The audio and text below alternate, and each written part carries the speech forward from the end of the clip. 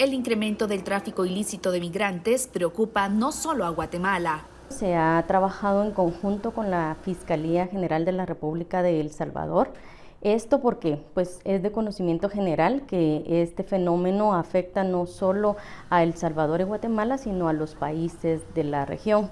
Principalmente a Estados Unidos.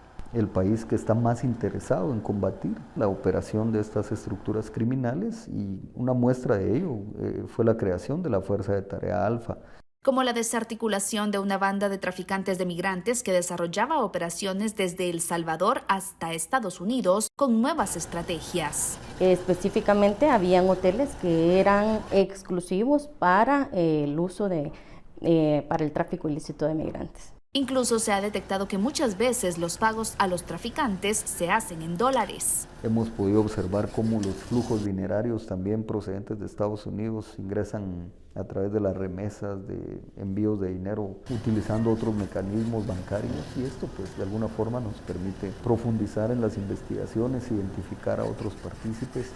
Actualmente también se investigan casos lamentables como el accidente registrado en Chiapas a finales de 2021 y el tráiler abandonado en Texas en enero de 2022. I'm at the center of a protest in Beijing right now. They're chanting that they don't want COVID tests. They want freedom. They've been chanting this for hours. People have gathered here in the center of Beijing to protest the COVID measures. We are in Taoyang district. This is the city center. This is also where the authorities have urged people to stay at home because the COVID outbreak is severe here. Now, the area is also important because this is where the American embassy is over there. There are many foreign embassies over here. There is a heavy police presence. I am surrounded by police. They're telling me to shift in a little bit. And if we just turn the camera around, you'll see there is a row of police. There is mostly young people who have gathered here.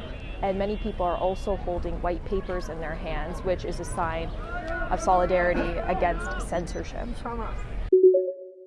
Lamentablemente murió la cuarta víctima de este terrible tiroteo en 2 escuelas en Aracruz, estado de Espíritu Santo. Es la maestra Flavia Merzón, quien estaba hospitalizada en estado grave. El asesino de tan solo 16 años usó en el ataque el arma de su padre, que es un policía militar. Él usaba una mascarilla y una ropa con la suástica nazi en el brazo. Fue arrestado horas después en su casa, donde la policía ubicó varios otros símbolos nazis. El joven admitió que planeaba este atentado desde hace 2 años y que no tenía un objetivo definido. El motivo aún está siendo investigado. Él quedará en un instituto de atención socioeducativo cerca de Vitoria, que es la capital del estado Espíritu Santo. Debido a que el criminal tiene menos de 18 años, va a responder por acto infraccional análogo a homicidio.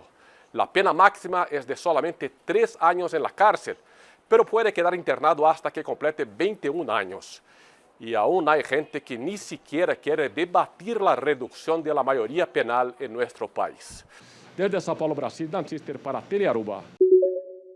Los gobiernos de Estados Unidos, Canadá, Reino Unido y la Unión Europea instaron al gobierno de Nicolás Maduro y a la oposición de Venezuela a que interactúen de buena fe en los diálogos que se llevan a cabo en México hasta alcanzar un acuerdo integral que conduzca a la celebración de elecciones libres y transparentes. Los países que se unieron a través de una declaración conjunta divulgada el sábado reiteraron el reclamo para la liberación inmediata de todos los presos políticos. Insistieron además en la posibilidad de reconsiderar las políticas sobre sanciones si el gobierno de Maduro avanza significativamente durante la negociación en materia de democracia y función de mitigar el sufrimiento del pueblo venezolano.